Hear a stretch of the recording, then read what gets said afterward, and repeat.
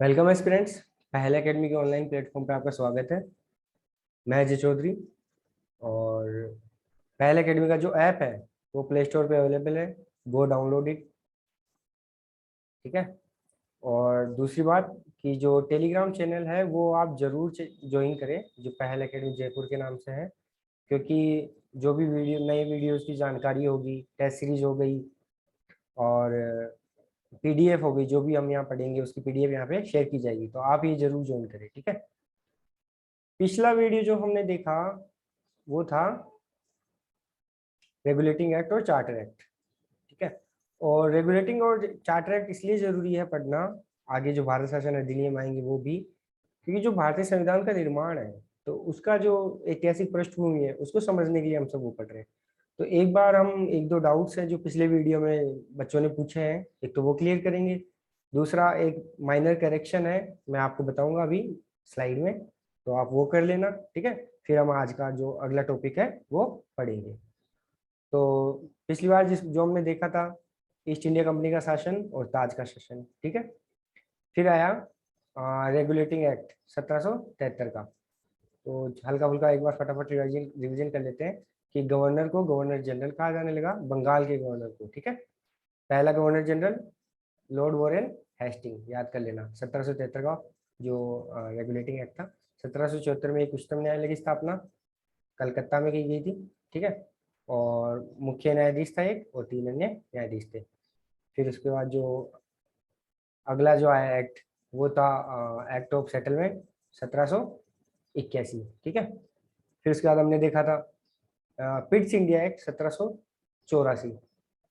तो जो मैं बता रहा था आपको, करेक्शन करेक्शन ये है कि जो पिछली वाली स्लाइड है, पिछला वाला जो वीडियो है उसमें 1984 गलती से हो गया था, वो 1784 कर लेना आप। ठीक है। तो ये ध्यान रखना कि जो पिट्स इंडिया एक्ट है कब आया था? 1784। ठीक है, ये ध्यान रखना। इसको महत्वपूर्ण क्यों था कि जो भारत में कंपनी के अधीन क्षेत्र था उसको पहली बार ब्रिटिश अधिपत्य का क्षेत्र कहा गया। दूसरा, ब्रिटिश सरकार को भारत में कंपनी के कार्य और प्रशासन पर पूर्ण नियंत्रण किससे दिया गया था? पिट्स इंडिया एक्ट से। ठीक है, ये ध्यान रखना। एक और इम्पोर्टेंट बात इस एक्ट की क्या थी कि जो कंपनी की व्यापारिक और राजनीतिक गतिविधियां थी उनको अलग अलग कर दिया गया। तो जिसमें से नियंत्रण बोर्ड, बोर्ड ऑफ कंट्रोल तो देखता था। ठीक है। सभी नागरिक, सैन्य और राजस्व गतिविधियों को। ठीक है, ये ध्यान रखना आप ये बात। फिर इसके बाद जो एक्ट आया था वो आया था जो हमने पढ़ा था पिछले वीडियो में, 1793 का चार्टर एक्ट। यहाँ से इनको चार्टर एक्ट कहा जाने लगा, ये ध्यान रखना। रेगुलेटिंग एक्ट था ना पहले 1773 का, तो 1793 से 1853 तक जो भी एक्ट आए ना 20-20 साल पे, उनको कहा गया चार्टर एक्ट। और जिन्होंने पहला वीडियो नहीं देखा है वो लिंक डिस्क्रिप्शन में मिल जाएगा आपको, और ऐप का लिंक भी डिस्क्रिप्शन में मिल जाएगा, तो जरूर डाउनलोड करें और जरूर पिछला वीडियो देखें ताकि आपको ये समझने में आसानी रहे। 1793 के चार्टर एक्ट से 20 वर्षों के लिए कंपनी के जो व्यापारिक अधिकार थे उनको बढ़ा दिया गया। ठीक है। और बोर्ड ऑफ कंट्रोल के जो सदस्य और कर्मचारी थे उनके वेतन भारतीय राजस्व पर देने का प्रावधान किया गया, कि भारतीय जो राजस्व है, भारत से जो इनकम होती थी उससे उनको जो उनका वेतन है वो दिया जाएगा। ठीक है। आप जरूर पिछला वीडियो देखें, मैं फिर से रिपीट करता हूँ तभी आपको अच्छे से समझ में आएगा। फिर जो अगला हमने देखा 1813 का चार्टर एक्ट, ये बहुत इंपॉर्टेंट चार्टर एक्ट था। क्यों? क्योंकि एक तो फिर से 20 वर्षों के लिए जो कंपनी का वो था व्यापारिक अधिकार उनको पुनः बढ़ा दिया गया। ठीक है। लेकिन उसमें एक मेजर चेंज हुआ, वो ये हुआ कि व्यापार करने का अधिकार तो छीन लिया। ठीक है। लेकिन चीन के साथ केवल उसके बाद जो 1813 का चार्टर एक्ट है उसमें केवल और केवल चीन और पूर्वी देश जो भी थे उनके साथ कंपनी को चाय के व्यापार में छूट रही, उनकी अनुमति रही कि आप चाय के व्यापार करो उनसे। ठीक है। ईसाई मिशनरीज जो थे, जो अपना धर्म का प्रचार करने भारत आते थे, उनको छूट दी गई कि आप जाओ और ईसाई धर्म का भारत में प्रचार करो। सबसे महत्वपूर्ण बात जो है इस एक्ट की वो ये है कि भारतीयों में शिक्षा, साहित्य और विज्ञान को प्रोत्साहन देने के लिए पहली बार शिक्षा की बात करी गई थी यहाँ पे ब्रिटिश सरकार के द्वारा। तो प्रति वर्ष जो है वो 1 लाख रुपए बजट तय किया गया। ठीक है। तो ये ध्यान रखना आप, शिक्षा की जो पहली बार बात करी गई वो कब करी गई? 1813 के चार्टर एक्ट में। कितना तय किया गया था? 1 लाख। ठीक है। फिर बात करें हम अगले एक्ट की, तो वो था 1833 का चार्टर एक्ट। यहाँ पे जो डाउट आया बच्चों का वो ये आया कि ये जो एक्ट था वो था बेंथम मैकाले और जेम्स मिल के उपयोगितावादी सिद्धांतों पर। तो उपयोगितावादी सिद्धांत क्या होते हैं? तो उपयोगितावादी से यहाँ मतलब है कि जो बेंथम मैकाले और जेम्स मिल थे उनका ये मानना था कि कोई भी कार्य अगर किया जा रहा है तो उसका जो एंड रिजल्ट है, अंतिम जो उसका परिणाम है, वो अच्छा होना चाहिए। और सबसे इम्पोर्टेंट बात, वो गुड फॉर ऑल होना चाहिए। समझ रहे हो?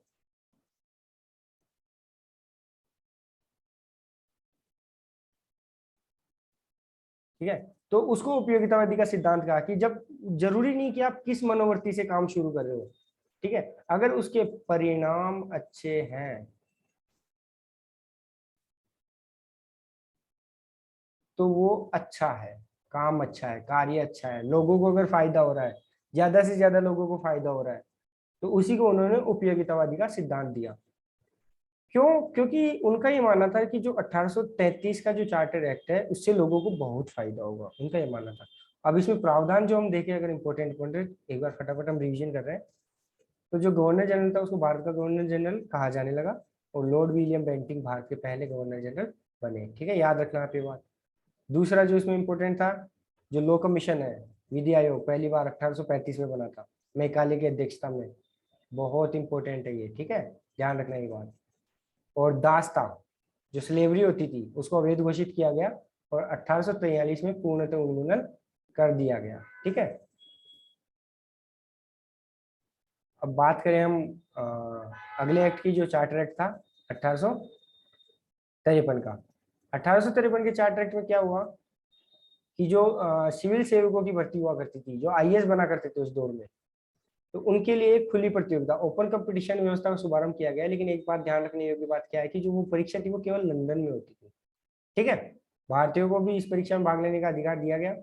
फिर दूसरी इंपॉर्टेंट बात 1853 के चार्टर एक्ट की जो हमने पढ़ी थी वो ये थी कि जो विधायी और प्रशासनिक कार्य थे इनको अलग अलग कर दिया। ठीक है, एक केंद्रीय विधान परिषद बनाई गई जिसमें 4 सदस्य तो जो थे वो तो थे गवर्नर जनरल की परिषद के, और 6 अन्य सदस्य थे, टोटल 12 थे ये। ठीक है, ओके। तो गवर्नर जनरल, ठीक है, मुख्य सेनापति, और जनरल परिषद के 4 सदस्य और 6 अन्य सदस्य। वापस रिपीट कर देता हूँ, गवर्नर जनरल, मुख्य सेनापति, 4 सदस्य उसकी परिषद के, और 6 अन्य। टोटल कितने सदस्य थे? 12। ध्यान रखना ये बात। और इसी को लघु संसद की स्थापना के रूप में भी कहा, देख सकते हैं मतलब, क्योंकि ये क्या करती थी, यही उस वक्त कानून है ना, तो कानून यहीं से बनते थे, इसी परिषद का काम था ये, उस वक्त यही देखता था उसको। फिर शिक्षा के, बहुत इंपॉर्टेंट बात, शिक्षा के विकास के लिए 1854 में चार्ल्स वुड कमेटी बनी, जिसमें जिसे शिक्षा के क्षेत्र में, भारत में शिक्षा के क्षेत्र में मैग्ना कार्टा कहा जाता है। मैग्ना कार्टा मैंने आपको बताया था, कोई भी जो ब्रिटिश, जो उनका जो प्राचीन इतिहास रहा है, तो उसमें अगर कोई महान महान चार्टर बनता है या महान कोई कानून होता है, उसको कहते हैं मैग्ना कार्टा। तो उन्होंने जो चार्ल्स वुड की कमेटी थी 1854 में शिक्षा के लिए बनी थी, तो इसको शिक्षा के क्षेत्र में भारत का मैग्ना कार्टा, भारत में शिक्षा के क्षेत्र में मैग्ना कार्टा कहा जाता है। ध्यान रखना ये बात। तो अब हम देखेंगे आगे के एक्ट। आगे के एक्ट में क्या आता है? आगे के एक्ट में आता है, फिर इसके बाद हुई 1857 की क्रांति। 1857 की क्रांति हुई तो क्या हुआ, जो क्राउन था, जो ताज था, उन्होंने कहा कंपनी को कि अब आपके बस की बात नहीं है। ठीक है, तो उन्होंने क्या किया, तो जो कंपनी का एकाधिकार था, कंपनी का शासन जो चल रहा था, मैंने आपको बताया ना कब से कब तक था वो, 1773 से 1858 तक। ठीक है, तो जो कंपनी का शासन था उसको पूर्णतया समाप्त कर दिया गया। तो याद रखना कौन से अधिनियम से किया गया, जो 1858 का भारत शासन अधिनियम था।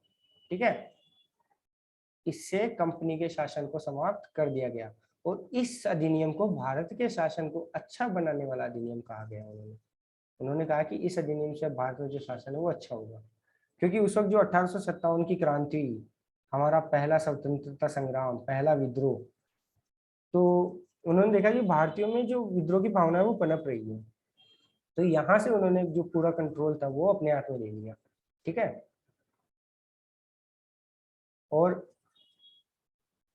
जो सबसे इम्पोर्टेंट बात है इस अधिनियम की, वो ये थी कि जो गवर्नर जनरल हुआ करता था बंगाल का, अब उसको भारत का वॉइस रॉय कहा जाने लगा। सॉरी, जो भारत का गवर्नर जनरल हुआ करता था कब बना था? 1833 वाले में हमने पढ़ा था। कौन था भारत का प्रथम गवर्नर जनरल? गवर्नर जनरल जी कौन था? Lord William Bentinck. ठीक है, बेंटिक था। फिर 1800 जो ये 58 का अधिनियम था, उससे इसको क्या कर दिया गया? भारत का वॉइस रॉय। कौन बना पहला वॉइस रॉय? तो जो वॉइस रॉय बना वो बना लॉर्ड कैनिंग। भारत के प्रथम वॉइस रॉय बने, याद रखना ये बात, ठीक है। और जो वॉइस रॉय हुआ करता था वो भारत में ब्रिटिश ताज का प्रत्यक्ष प्रतिनिधि बन गया अब से, ठीक है। तो वो सीधा किसको रिपोर्ट करेगा? ब्रिटेन में, ठीक है। पहले भी हालांकि करता था, लेकिन उसका पदनाम बदल दिया गया, थोड़ी ज्यादा शक्तियां दे दी गई इसको। फिर जो नियंत्रण बोर्ड और निदेशक कोर्ट हुआ करते थे, अभी हमने पिछली बार पढ़ा था ना, नियंत्रण बोर्ड क्या करता था? कंपनी के राजनीतिक मामले। ये क्या करता था? व्यापारिक मामले। तो इनको समाप्त कर भारत में जो शासन की द्वैध प्रणाली थी उसका अंत कर दिया गया, ठीक है। एक नया पद बनाया गया जिसको भारत में राज्य सचिव बोला गया, ठीक है। इसका सृजन किया गया और उसे भारतीय प्रशासन पर संपूर्ण नियंत्रण की शक्ति नहीं थी इस पद में, ठीक है। कि भारत में जो भी प्रशासनिक कार्य हैं उन पे ये कंट्रोल कर सकता था, निर्देश जारी कर सकता था। ये जो सचिव था ये ब्रिटिश कैबिनेट का सदस्य हुआ करता था। कैबिनेट क्या होती है? जो संसद का एक पार्ट होता है जिसमें बड़े मंत्री हुआ करते हैं, ठीक है। तो ब्रिटिश कैबिनेट का सदस्य था। अब ब्रिटिश कैबिनेट का सदस्य है तो वो किसके लिए उत्तरदायी होगा? ब्रिटिश संसद के लिए। तो ये कहाँ रिपोर्ट करेगा? सीधा ब्रिटिश संसद को, ठीक है। कौन? जो भारत में राज्य सचिव का पद बनाया गया। फिर हम चले इसी एक्ट की आगे और बात करें तो जो भारत में सचिव बनाया गया उसकी सहायता के लिए एक 15 सदस्यीय परिषद की गठन किया गया, ठीक है। ये ध्यान रखना, ये एक सलाहकार परिषद थी, केवल सलाह दे सकती थी, और इसका जो अध्यक्ष था वो भारत सचिव को ही बनाया गया। फिर जो ये जो 1858 का अधिनियम था, इसके तहत भारत सचिव की परिषद का गठन किया गया। एक निगमित निकाय थी और इसको भारत और इंग्लैंड में मुकदमा करने का अधिकार था, ठीक है। ध्यान रखना ये बात, भारत सचिव की जो परिषद थी उसका गठन किया गया और इसको मुकदमा करने का अधिकार था कि अगर कहीं पे कोई भी दिक्कत है तो भारत और इंग्लैंड दोनों जगह ये मुकदमा कर सकती थी। बात करें हम 1858 के अधिनियम की, तो इसका जो प्रमुख उद्देश्य था वो था कि प्रशासनिक मशीनरी में सुधार। क्योंकि हमने देखा जो 1853 का चार्टर एक्ट आया, उससे पहले जो भी गवर्नर जनरल हुआ करते थे, तो कहीं ना कहीं लोगों में धीरे धीरे ना देशभक्ति जाग रही थी। तो इन्होंने अब प्रशासनिक सुधार यहाँ से स्टार्ट किए, तो जिसके माध्यम से क्या है कि इंग्लैंड में भारतीय सरकार का अधीक्षण और नियंत्रण हो सकता था, क्योंकि अब ब्रिटिश गवर्नमेंट ने अपने अंडर में ले लिया था पूरा, ठीक है। इन्होंने अपने अंडर में ले लिया, ठीक है। तो 1858 का इसीलिए तो इसको क्या कहा गया था कि भारत के शासन को अच्छा बनाने वाला अधिनियम, ठीक है। लेकिन जो भारत में प्रचलित शासन प्रणाली चली आती है उसमें कोई विशेष परिवर्तन इसने किया नहीं। इसके बाद जो एक्ट आया उसमें हम देखें तो वो है 1861 का भारतीय भारत परिषद अधिनियम, ठीक है। 1861 का भारत परिषद अधिनियम, ये बहुत इंपॉर्टेंट अधिनियम है क्योंकि इसमें आप देखोगे बहुत मेजर चेंजेस आए। कैसे आए कि जो कानून बनने लगे उस वक्त उसमें भारतीय प्रतिनिधियों को शामिल करने की शुरुआत करी गई, ठीक है। भारतीय प्रतिनिधियों को शामिल करने की शुरुआत करी गई, ठीक है। तो इस प्रकार क्या हुआ कि जो वाइस रॉय था तो भारतीयों को विस्तारित परिषद में गैर सरकारी सदस्य के रूप में नामांकित कर सकता था, ठीक है। ये ध्यान रखना, गैर सरकारी, सरकारी नहीं। तो जो 1862 में पहली बार लॉर्ड कैनिंग ने 3 भारतीयों को इसमें नॉमिनेट किया, नामांकित किया। कौन कौन? बनारस के राजा, पटियाला के महाराजा और सर दिनकर राव। याद कर लेना आप ये बात कि जो 1862 में लॉर्ड कैनिंग ने मनोनीत किया था, नामांकित किया था, किस किस को किया था परिषद में? बनारस के राजा, पटियाला के महाराजा और सर दिनकर राव, उनको विधान परिषद में इन्होंने मनोनीत किया। फिर हम देखते हैं कि इस अधिनियम ने मद्रास और बंबई प्रेसिडेंसियों की विधायी शक्तियां पुनः दे दी। क्योंकि हमने देखा था जो केंद्रीकरण की जो व्यवस्था स्टार्ट हुई थी, केंद्रीकरण से तात्पर्य होता है कि जो सारी शक्तियां हैं वो एक जगह इकट्ठी हो जाए, किसी एक संस्था या एक आदमी के हाथ में दे दी जाए। तो पहले गवर्नर जनरल है वो शक्तिशाली हुआ करता था, उसके बाद बहुत सारी शक्तियां होती थी। तो यहाँ से उन्होंने वापस विकेंद्रीकरण स्टार्ट किया, विकेंद्रीकरण का मतलब होता है शक्तियों का बंटवारा। तो जो 1773 के एक्ट से शुरू हुई थी केंद्रीकरण की व्यवस्था, और 1833 के चार्टर में जो पीक पे पहुंच गई थी, चरम पे पहुंच गई थी, उसको इन्होंने विकेंद्रीकरण की प्रक्रिया शुरू करी। तो कैसे करी कि जो मद्रास और बंबई की प्रेसिडेंसी है, क्वेश्चन पूछ लेंगे ध्यान रखना, उनको उनकी शक्तियां, विधायी शक्तियां वापस दे दी। ठीक है। फिर हम देखें कि जो बंगाल है, उत्तर पश्चिम सीमांत प्रांत है, और पंजाब है। उत्तर पश्चिम यहाँ पे मतलब, ठीक है, ये वाला, जैसे अगर ये मान लो भारत है, ठीक है, तो ये उत्तर हो गया, ये पश्चिम हो गया, ये वाले पार्ट में। ठीक है। तो इधर के जो सीमा के प्रांत और पंजाब था, इसमें 1862, 66 और 97 में विधान परिषदों की गठन हुआ। ठीक है, ध्यान रखना। फिर हम बात करें इसमें और क्या हुआ था, वॉइसरॉय जता, उसकी परिषद में कार्य संचालन के लिए अधिक नियम और आदेश बनाने की शक्तियां प्रदान की गई। ठीक है।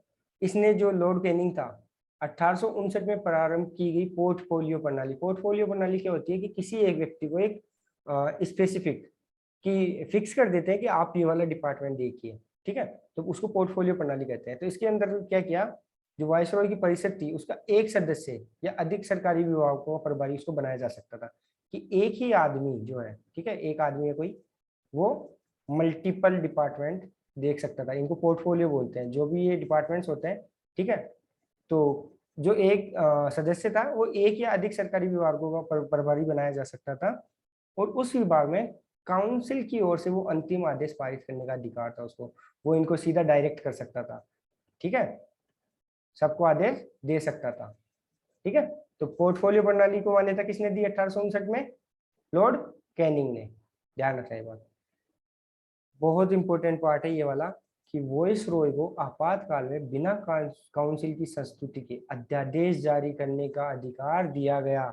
अभी हम जैसे भारतीय राज्य व्यवस्था में आगे पढ़ेंगे तो अध्यादेश पढ़ेंगे। अध्यादेश क्या होता है, अध्यादेश होता है जब संसद सत्र में नहीं होती, ठीक है, सेशन में नहीं होती, तो इमरजेंसी सिचुएशन में, आपातकाल की जो सिचुएशन होती है, उस सिचुएशन में अध्यादेश जारी करके किसी भी कानून को लागू किया जा सकता है। अभी आपने देखा था जो कृषि बिल आए थे, ये मैं थोड़ा ऑफ टॉपिक जा रहा हूँ लेकिन ध्यान रखना, जो कृषि बिल आए थे तो इनको जब लागू किया गया था तो अध्यादेश से किया गया था। ठीक है, ये आप ध्यान रखना। कोरोना के टाइम पे जब हमारी संसद जब सेशन में नहीं थी, सत्र में नहीं थी, तो उस वक्त भी अध्यादेश लाए गए। अध्यादेश कौन लाता है, राष्ट्रपति लाता है। अभी अभी जो करंट की बात करें तो हम, ठीक है, ठीक है, ये भी हम देखेंगे। फिर उसके बाद तो सबसे पहले अध्यादेश की बात कब करी गई थी, ध्यान रखना, 1861 में। ठीक है, ओरिजिनेट यहाँ से उत्पन्न हुआ था अध्यादेश का सिलसिला। ये क्वेश्चन हमेशा पूछ लिया जाता है। ठीक है, ध्यान रखना आप ये बात। बाकी आगे हम विस्तार से पढ़ेंगे, जब राष्ट्रपति पढ़ेंगे, संसद पढ़ेंगे, सुप्रीम कोर्ट पढ़ेंगे, तो सारी चीजें अच्छे से कवर करेंगे हम।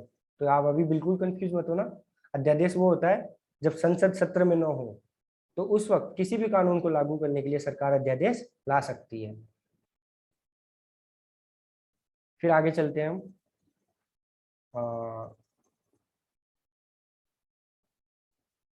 1892 का भारत परिषद अधिनियम 1861 के बाद कब आया, 1892 में।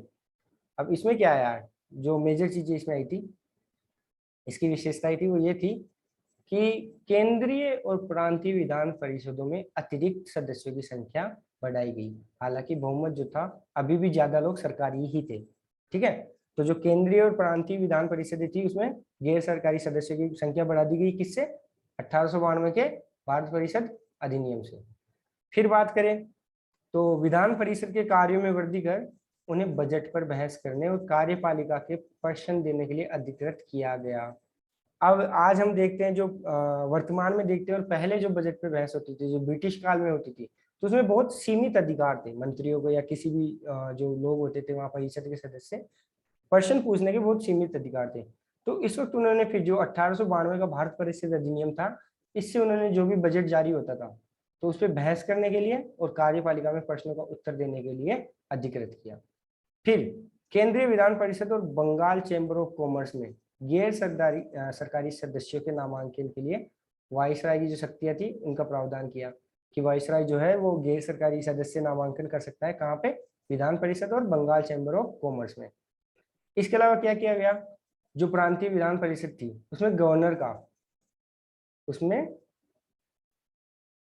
गवर्नर का जिला परिषद, नगर पालिका, विश्वविद्यालय, व्यापार संघ, जमींदारों और चैम्बर ऑफ कॉमर्स की सिफारिशों पर गैर सरकारी सदस्यों को नियुक्त कर सकता था। कौन कौन सिफारिश कर सकता था, गवर्नर को जिला परिषद कर सकता था, नगर पालिका कर सकती थी, विश्वविद्यालय कर सकता था, व्यापार संघ कर सकता था, ठीक है, और जमींदार कर सकते थे, और चैम्बर ऑफ कॉमर्स। तो गैर सरकारी सदस्य नामांकित कौन कर सकता था, नियुक्त कौन कर सकता था, वाइसरॉय। फिर उसके बाद इस अधिनियम ने केंद्रीय और प्रांतीय विधान परिषदों दोनों में गैर सरकारी सदस्य की नियुक्ति के लिए एक सीमित और परोक्ष रूप से चुनाव का प्रावधान किया गया। हालांकि एक बात आप ध्यान रखना, चुनाव शब्द का यूज नहीं हुआ था यहाँ पे, ठीक है।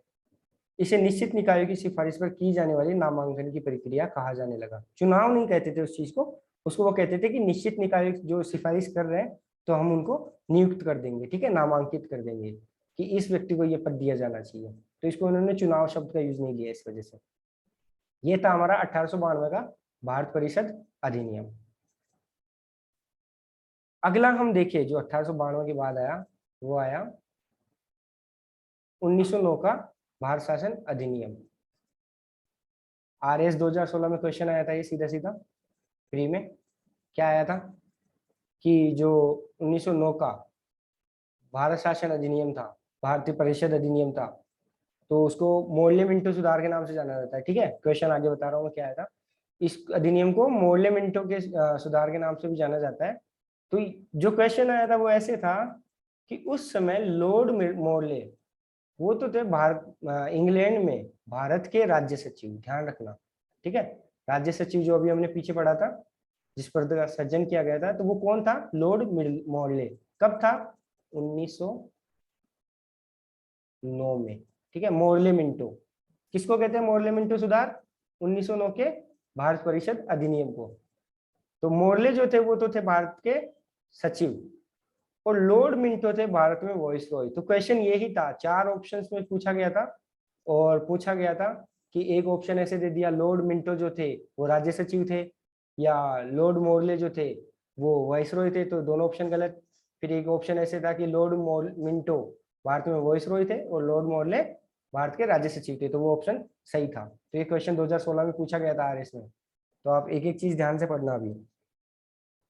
फिर आई विशेषताएं, इसकी विशेषताएं क्या थी ये ध्यान रखना। ये सारे जो एक्ट है अब यहाँ से आप समझना स्टार्ट कर दोगे कि संविधान निर्माण में जो चीजें आई वो कहाँ से आई। तो ये एक्ट को, इस वाले एक्ट को अच्छे से देखना, अधिनियम को, इस वाले को अच्छे से देखना। भारत परिषद अधिनियम 1909, इसको कहते हैं मोर्ले मिंटो सुधार, ठीक है। इसमें जो सबसे इंपॉर्टेंट बात की गई कि जो विधान परिषदें थी ना केंद्र और प्रांतों में, उनके आकार में काफी वृद्धि की गई, ठीक है। इवन इनकी संख्या 16 से सीधा 60 हो गई। ध्यान रखना, कहाँ पे, केंद्रीय परिषद में। प्रांत अलग अलग थे तो वहां पे इनकी संख्या सेम नहीं थी, हर जगह अलग अलग थी, लेकिन बढ़ बहुत ज्यादा गई थी, ठीक है। फिर बात आती है केंद्रीय परिषद में सरकारी बहुमत को बनाए रखा, लेकिन प्रांतीय परिषदों में गैर सरकारी सदस्यों के बहुमत की अनुमति दे दी है। जो प्रांत थे और वहां जो परिषद होती थी, अब वहां पे गैर सरकारी सदस्यों की बहुमत हो सकता था, ठीक है। लेकिन केंद्रीय जो परिषद थी उसमें सरकारी बहुमत को बनाए रखा। ध्यान रखना, केंद्रीय परिषद में सरकारी बहुमत बना रहा, प्रांतीय परिषदों में गैर सरकारी बहुमत की अनुमति दे दी। किसमें, जो 1909 का मोर्ले मिंटो सुधार है, या फिर उसको हम क्या कहते हैं, भारत परिषद अधिनियम 1909। दोनों स्तरों पर विधान परिषदों के कार्यों का दायरा बढ़ा। उदाहरण के तौर पर अगर हम देखें तो अनुपूरक, सप्लीमेंट्री क्वेश्चन, अनुपूरक सप्लीमेंट्री होता है ना कि एक बार आप फेल हो जाते हो फिर आपको दोबारा एग्जाम देने का मौका मिलता है, तो वैसे ही अनुपूरक का मतलब है कि आपने एक क्वेश्चन पूछा, ठीक है, क्वेश्चन पूछा, उन्होंने आंसर कर दिया, अब उन्होंने जो आंसर किया उसमें आपको डाउट हो सकता है ना, तो आप दोबारा क्वेश्चन पहले नहीं पूछ सकते थे। लेकिन 1909 के अधिनियम से ये भी अनुमति दी गई कि आप अनुपूरक क्वेश्चन पूछ सकते हो, सप्लीमेंट्री क्वेश्चन पूछ सकते हो। कहां से दिया गया, 1909 के अधिनियम से, भारत परिषद अधिनियम 1909 से, ठीक है। फिर इस अधिनियम के अंतर्गत पहली बार किसी भारतीय को वाइसरॉय और गवर्नर की कार्य परिषद, ये बहुत क्लोज होती थी क्योंकि जो कार्य परिषद होती थी वाइसरॉय और गवर्नर की, तो उसमें पहले भारतीयों को शामिल नहीं किया जाता था। तो इस अधिनियम से जो पहली बार है भारत को वॉइस और गवर्नर की कार्य परिषद है उसमें एसोसिएशन बनाने का प्रावधान किया गया। और सत्येंद्र, सॉरी ये पर्सन नहीं है, ये प्रसाद है, ठीक है, ये सही कर लेना आप। सत्येंद्र प्रसाद सिन्हा, ठीक है, शत्रुघ्न सिन्हा नहीं है, सत्येंद्र प्रसाद सिन्हा है, ठीक है, याद रखना। इसको गवर्नर की जो कार्य परिषद थी उसमें शामिल सबसे पहले किसको किया गया था? सत्येंद्र प्रसाद सिन्हा जी को, ठीक है। और इन्हें विधि सदस्य, ठीक है, लॉ मेंबर, कानून से रिलेटेड विधि सदस्य बनाया गया, ठीक है, ध्यान रखना। अब इस अधिनियम की जो महत्वपूर्ण बात आती है वो आती है पृथक निर्वाचन। पृथक निर्वाचन क्या होता है? किसी भी धर्म या समुदाय के लिए अलग से चुनाव होना। तो 1909 के अधिनियम में पहली बार मुस्लिमों के लिए सांप्रदायिक प्रतिनिधित्व का प्रावधान किया गया। सांप्रदायिक प्रतिनिधित्व मतलब जो संप्रदाय होता है, कोई भी एक धर्म होता है, उसका प्रतिनिधि उसी धर्म का व्यक्ति करे, ठीक है, तो उसको पृथक निर्वाचन बोलते हैं। तो इन्होंने क्या किया कि अब मुस्लिमों के लिए पृथक निर्वाचन की पद्धति शुरू कर दी और उसको सांप्रदायिक प्रतिनिधित्व का प्रावधान किया गया। और उसके अंतर्गत इन्होंने क्या किया गया कि जो मुस्लिम मेजोरिटी वाले, जहाँ पे मुस्लिम जनसंख्या ज्यादा थी, तो मुस्लिम सदस्यों का चुनाव केवल मुस्लिम मतदाता ही कर सकते थे। इस प्रकार अधिनियम ने सांप्रदायिकता को वैधानिकता प्रदान की, ठीक है। वैधानिकता मतलब कानूनी संरक्षण, ठीक है, प्रावधान जब इन्होंने एक्ट में ही दे दिया। तो लॉर्ड मिंटो को इसीलिए सांप्रदायिक निर्वाचन का जनक कहा जाता है। क्वेश्चन आ जाए जैसे मान लो कि निम्न में से सांप्रदायिक निर्वाचन का जनक किसको कहा जाता है, तो किसको कहा जाता है? लॉर्ड मिंटो को, ठीक है, ये आप ध्यान रखना। ये क्वेश्चन बहुत पूछ लेते हैं कि जो मुस्लिमों के लिए प्रथम पृथक निर्वाचन पद्धति शुरू कर गई, कब करी गई? 1909 के अधिनियम में, ठीक है, ध्यान रखना। इसने प्रेसिडेंसी, और हाँ केवल मुस्लिमों की, बाकी जो धर्म थे उनके लिए 1919 का जो भारत परिषद अधिनियम आया था उसमें उन्होंने ये प्रावधान किया था। और जो ये वाला जो अधिनियम था इसमें presidency, corporation, chamber of commerce, विश्वविद्यालय और जमींदारों के लिए अलग अलग प्रतिनिधित्व का प्रावधान किया कि कॉरपोरेशन चैम्बर है, सॉरी प्रेसिडेंसी हो गया, कॉरपोरेशन चैम्बर ऑफ कॉमर्स हो गया और विश्वविद्यालय हो गया, तो इनका प्रतिनिधित्व के लिए इन्होंने अलग से प्रावधान करे, ठीक है।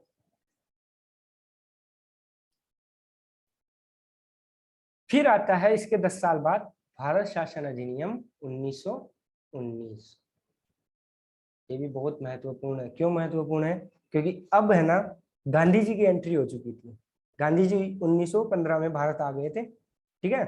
तो गांधी आ गए थे, तो उसके बाद आप आधुनिक भारत में पढ़ोगे सत्याग्रह भी हो गया था, चंपारण सत्याग्रह, ठीक है, अहमदाबाद मिल स्ट्राइक, तो ये सब आप आधुनिक भारत में पढ़ोगे। तो गांधी की एंट्री हो गई थी यहाँ पे 1915 में।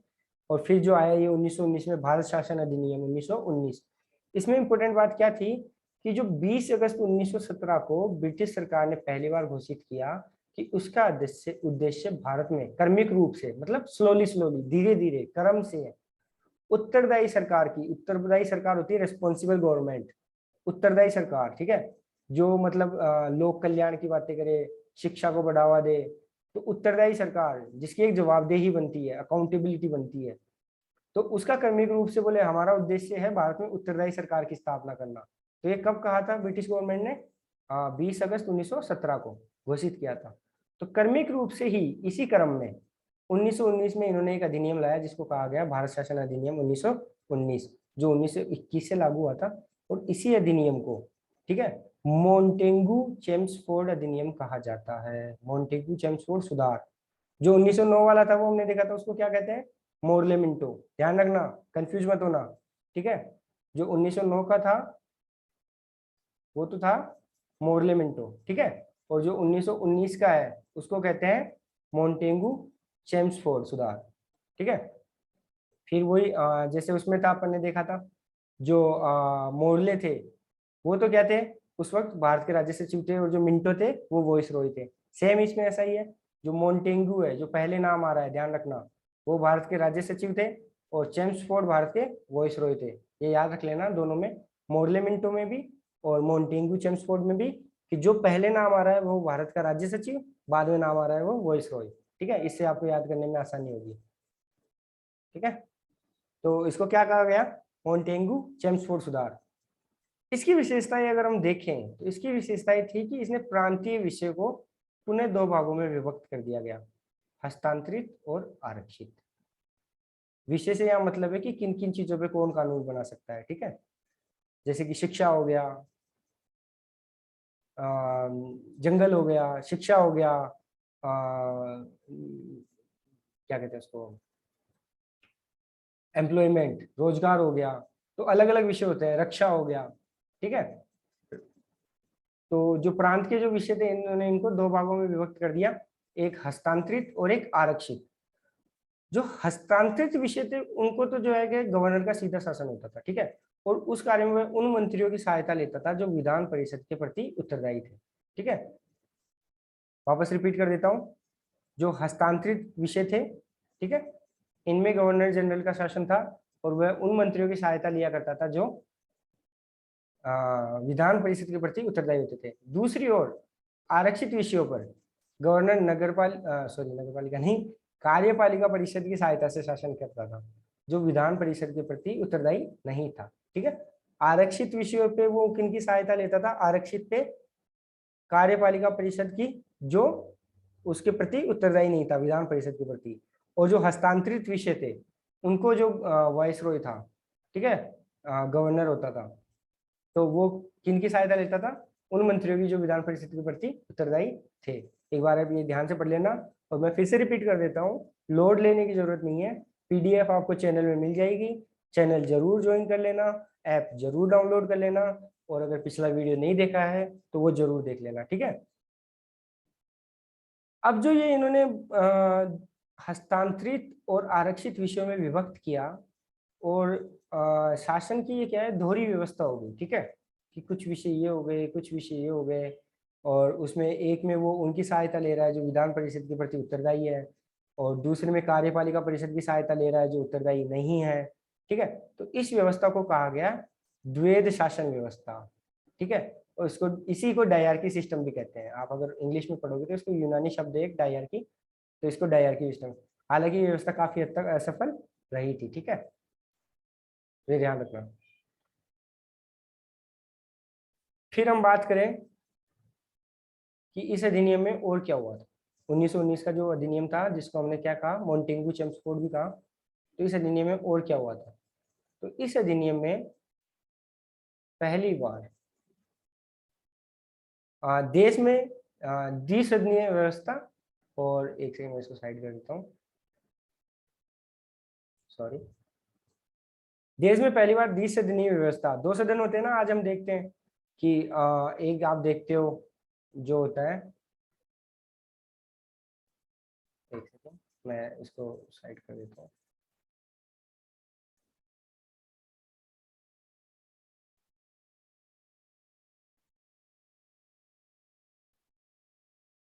बीच में आ रहा है, एक बार रुकना।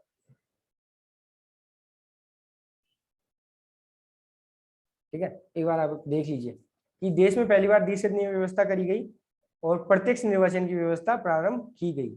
इस प्रकार भारतीय विधान परिषद के स्थान पर द्विसदनीय व्यवस्था यानी राज्यसभा और लोकसभा का गठन किया गया। आज भी हम देखते हैं हमारे यहाँ द्विसदनीय व्यवस्था है, जो दो चीजें, लोअर हाउस और अपर हाउस। लोअर हाउस अपने यहाँ कहते हैं लोकसभा को, और अपर हाउस कहते हैं राज्यसभा को। ये मैं बाद में एक्सप्लेन करूंगा, अभी ये देख लेते हैं।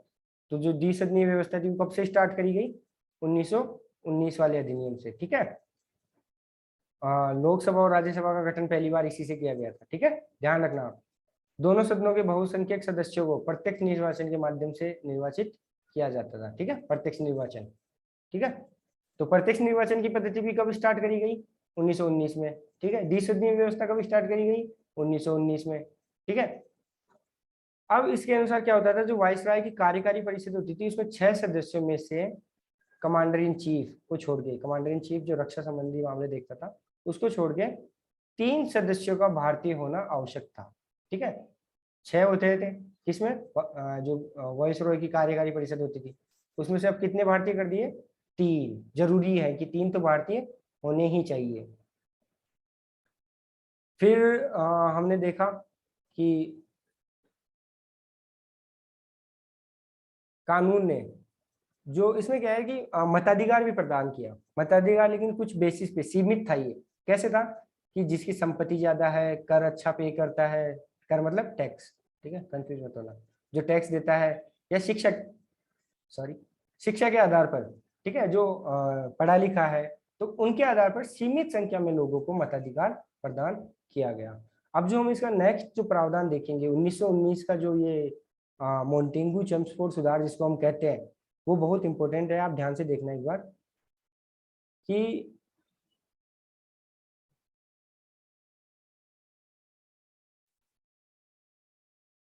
इस कानून ने लंदन में भारत के उच्चायुक्त के कार्यालय का सर्जन किया। ठीक है, लंदन में क्या किया, भारत के उच्चायुक्त के कार्यालय का सर्जन। और अब तक जो भारत सचिव काम करता था उसके कुछ कार्य को उच्चायुक्त को ट्रांसफर कर दिया गया। ठीक है, किसने, 1919 का जो कानून था उससे, जो भारत सचिव था उसके कामों को, थोड़ा बोझ को हल्का करने के लिए लंदन में एक उच्चायुक्त का पद का सर्जन किया गया, और उसको जो भारत का सचिव था उसी के कुछ काम ट्रांसफर कर दिए गए। फिर हम इसमें जो सबसे इम्पोर्टेंट बात आती है यूपीएससी, सॉरी, जो लोक सेवा आयोग, जो आज यूपीएससी देखते हैं जिसको हम, तो इसका जब ये कब आया था अस्तित्व में, 1919 के अधिनियम से। ठीक है, एक लोकसभा आयोग का गठन किया गया, और 1926 में सिविल सेवकों की भर्ती के लिए केंद्रीय लोक सेवा आयोग का गठन किया गया। केंद्रीय, ये है union public service commission, UPSC यहाँ से अस्तित्व में आया। जो आज हम वर्तमान स्वरूप देखते हैं ना, तो वो यहाँ से ओरिजिनेट हुआ था, यहाँ से उत्पन्न हुआ था 1919 के अधिनियम से। ठीक है, और इसने पहली बार केंद्रीय बजट को राज्य के बजट से अलग किया। यहाँ पे अब बजट को अलग किया गया, किसको, जो केंद्र, ठीक है, और राज्य का बजट था वो किससे अलग किया गया, कौन से अधिनियम से अलग किया गया, 1919 का मोंटेगू चेम्सफोर्ड, इसी को भारत शासन अधिनियम भी कहते हैं। ठीक है, कंफ्यूज मत होना। तो जो बजट था उसको अलग किया गया। ठीक है, और ये आप ध्यान रखना कि इसका काम क्या था, एक वैधानिक आयोग, एक स्टेचुटरी कमीशन। वैधानिक आयोग का क्या काम था कि 10 साल तक आप चेक करो और देखो कि जो भारत में संवैधानिक स्थिति है, जो नया संविधान इन्होंने, इसको इन्होंने जो भी ये कानून बनाए, तो इनकी स्थिति क्या है। इसके लिए इन्होंने क्या कहा कि 10 साल बाद आप एक रिपोर्ट प्रस्तुत करना। तो ये अब जो बहुत बताने जा रहा हूँ मैं, बहुत महत्वपूर्ण बात है। 1919 में आया मोंटेगू चेम्सफोर्ड, ठीक है, सुधार, जिसको भारत शासन अधिनियम 1919 भी कहते हैं। मैं फिर से रिपीट कर रहा हूँ। तो 10 साल बाद ये कब आना चाहिए था, अब 1929 में आना चाहिए था ना। ठीक है, लेकिन 1927 में ही साइमन कमीशन, जिसका यही काम था, वही एक वैधानिक आयोग था 7 जनों का। कौन सा था, मैं आपको अगली स्लाइड में बता देता हूँ अच्छे से।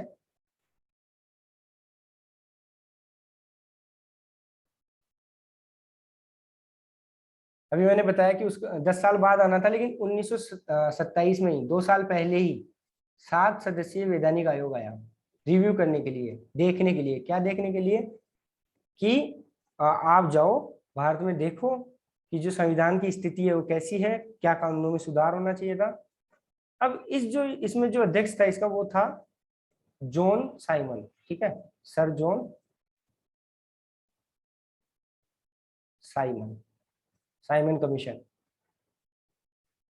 इसका भारतीयों ने और कांग्रेस ने विरोध किया, क्योंकि जो इसके 7 सदस्य थे, सातों के सातों ब्रिटिश थे, इसमें एक भी भारतीय नहीं था। तो उन्होंने उनको प्रॉब्लम इसी बात से थी कि भारत के संविधान को आप देख रहे हो, आप यहाँ सुधार के लिए सुझाव दे रहे हो, और एक भी भारतीय नहीं है। तो इसलिए फिर आपने सुना होगा एक go Simon, go back Simon. ठीक है, साइमन वापस जाओ, ये नारा दिया गया था। जो लाला लाजपत राय थे, इसी साइमन कमीशन के विरोध में जब वो विद्रोह कर रहे थे, तो वहीं पे उनकी लाठियां खाने से मौत हो गई थी। उन्होंने लाठीचार्ज कर दिया था। ठीक है,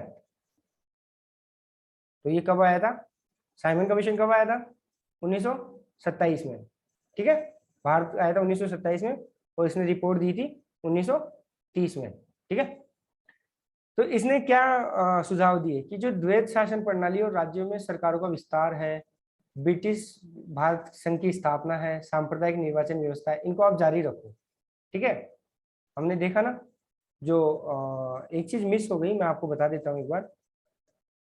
1919 का जो अधिनियम था, उसमें बाद में सिख, ईसाई, इनको भी पृथक पृथक निर्वाचन, ठीक है, इनके पृथक निर्वाचन की व्यवस्था भी यहाँ से कब स्टार्ट करी गई? 1919 में। मुस्लिमों को हमने देखा था वो कब था? 1909 में, मुस्लिम्स। ठीक है, ये ध्यान रखना, 1909 पृथक निर्वाचन केवल मुस्लिम्स के लिए, 1919 पृथक निर्वाचन सिख, ईसाई एवं अन्य धर्म। ठीक है, तो पृथक निर्वाचन की जो पद्धति थी, जो व्यवस्था थी, उसको जारी रखने का सुझाव किसने दिया? साइमन कमीशन ने।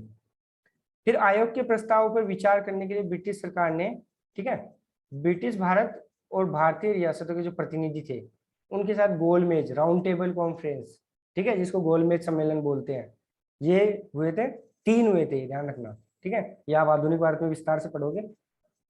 तो इन सम्मेलनों में क्या हुआ था? चर्चा करी थी, किसके साथ? भारतीय प्रतिनिधि थे, कांग्रेस थी। ठीक है, तो उन्हीं की चर्चा के आधार पर संवैधानिक सुधारों का एक श्वेत पत्र तैयार किया गया। श्वेत पत्र मतलब एक रफ पेपर मान लो, ठीक है, कि उसमें और भी सुधार बाद में कर सकते हैं। तो श्वेत पत्र तैयार किया गया, जिसे विचार के लिए ब्रिटिश संसद की संयुक्त प्रवर समिति के समकक्ष रखा गया। जो ब्रिटेन में संसद हुआ करती थी, उसमें एक समिति हुआ करती थी, प्रवर समिति। ठीक है, उसके सामने किसको रखा गया? संवैधानिक सुधारों के लिए जो श्वेत पत्र तैयार किया गया। श्वेत पत्र कैसे तैयार हुआ? 3 गोलमेज सम्मेलन हुए। क्यों हुए? कि जो साइमन कमीशन ने रिपोर्ट दी थी, तो उसके लिए ब्रिटिश सरकार ने जब चेक किया, तो कांग्रेस और भारतीय प्रतिनिधि थे, उनसे चर्चा करके 3 गोलमेज सम्मेलन किए। चर्चा के आधार पर इन्होंने फिर एक संवैधानिक सुधारों का श्वेत पत्र तैयार किया और विचार के लिए ब्रिटिश संसद की प्रवर समिति के सामने रखा गया। फिर समिति की सिफारिशों को कुछ संशोधनों के बाद, संशोधन, ठीक है, कुछ चेंजेस करे और भारत परिषद अधिनियम 1935 शामिल कर लिया गया। ठीक है, ये हम आगे अभी नेक्स्ट लेक्चर में अच्छे से पढ़ेंगे, भारत परिषद अधिनियम 1935। ठीक है, अब एक इसी दौरान एक और जो मेजर चीज होती है, मेजर इवेंट होता है, मेजर घटना होती है, बड़ी घटना होती है, वो होती है सांप्रदायिक अवार्ड। सांप्रदायिक अवार्ड क्या होता है? उस वक्त ब्रिटिश प्रधानमंत्री थे रामजे मैकडोनाल्ड, मैकडोनाल्ड बर्गर वाला नहीं, ठीक है, ये मैकडोनाल्ड अलग थे। तो जो रामजे मैकडोनाल्ड थे ब्रिटिश प्रधानमंत्री, उन्होंने अगस्त 1932 में अल्पसंख्यकों के प्रतिनिधित्व पर एक योजना बनाई कि जो अल्पसंख्यक है उनको भी प्रतिनिधित्व मिलना चाहिए। हालांकि इस चीज को ऐसे देखा जाता है कि ये एक साजिश थी भारत को अलग अलग समुदायों में और एक होता है ना कि सांप्रदायिक सद्भावना को ठेस पहुंचाने की। क्योंकि इन्होंने क्या किया, ये जो कम्युनल अवार्ड थे, ठीक है, इनको कम्युनल अवार्ड कहते हैं इंग्लिश में, सांप्रदायिक अवार्ड को क्या कहते हैं? Communal award. किसने दिए? रामजे मैकडोनाल्ड ने। क्वेश्चन पूछ लेते हैं, कब? अगस्त 1932 में। ठीक है, इन्होंने क्या किया गया इसमें, न सिर्फ मुस्लिम, सिख और ईसाई, आंग्ल भारतीय मतलब एंग्लो इंडियन जो उस वक्त थे, उनके लिए न केवल अलग निर्वाचन व्यवस्था का विस्तार किया, बल्कि दलितों को भी इसमें शामिल कर लिया गया। अब इन्होंने जब दलितों को शामिल कर लिया इस चीज में, तो गांधी जी को इस चीज से बहुत दिक्कत हुई, गांधी जी व्यथित हुए इस चीज से। गांधी जी ने कहा कि आप ये टर्म ही क्यों यूज कर रहे हो दलित? ठीक है, आप तो इनको बांट रहे हो, ठीक है, धर्म के आधार पर, जो सोशल स्टेटस है, सामाजिक स्तर के आधार पर। तो इससे जो ये निर्वाचन व्यवस्था थी, इससे गांधी जी बहुत व्यथित हुए और उन्होंने अवार्ड में संशोधन के लिए पूना की जो यरवदा जेल थी, उसमें अनशन प्रारंभ कर दिया। तो जब गांधी जी ने अनशन प्रारंभ कर दिया, तो कांग्रेस नेताओं और दलित नेताओं, यहाँ पे दलित नेता जो थे वो थे अंबेडकर थे, ठीक है, मेजर बाबा भीमराव अंबेडकर। ठीक है, तो बाबा साहब और जो कांग्रेस के जो थे बड़े नेता उस वक्त, तो उन्होंने एक समझौता हुआ जिसे पूना समझौता के नाम से भी जाना जाता है, और इसमें संयुक्त हिंदू निर्वाचन व्यवस्था को बनाए रखा और दलितों के लिए भी स्थान आरक्षित कर दिया गया। ठीक है, मतलब उनके लिए पृथक नहीं किया, हिंदू समुदाय जो था उसके लिए पृथक नहीं किया। ठीक है, संयुक्त हिंदू निर्वाचन व्यवस्था को बनाए रखा और दलितों के लिए भी स्थान आरक्षित कर दिया। तो एस्पिरेंट्स, ये थी आज की क्लास और उम्मीद करता हूँ सब कुछ समझ में आया होगा। कुछ भी समझ में नहीं आया हो, फील फ्री टू आस्क, बेझिझक आप कमेंट्स में पूछिए, कमेंट कीजिए, कोई भी डाउट हो, क्वेरी हो, और क्या सुधार अभी हम और कर सकते हैं, क्योंकि ये अभी स्टार्टिंग है, अभी बहुत अच्छा होगा आगे। आप साथ साथ पढ़ते रहिए, कोई भी डाउट आए पूछिए, और like share and subscribe. And हाँ, ऐप डाउनलोड कर लेना प्ले स्टोर से, ठीक है। प्ले स्टोर से ऐप डाउनलोड कर लेना पहल एकेडमी का, चैनल को सब्सक्राइब कर लेना ताकि आपको टाइम पे जैसे ही वीडियो आए पता चल जाए, ठीक है। और टेलीग्राम चैनल ज्वाइन कर लेना, क्योंकि ये पीडीएफ मैं वहाँ शेयर कर दूंगा, ठीक है। Thank you.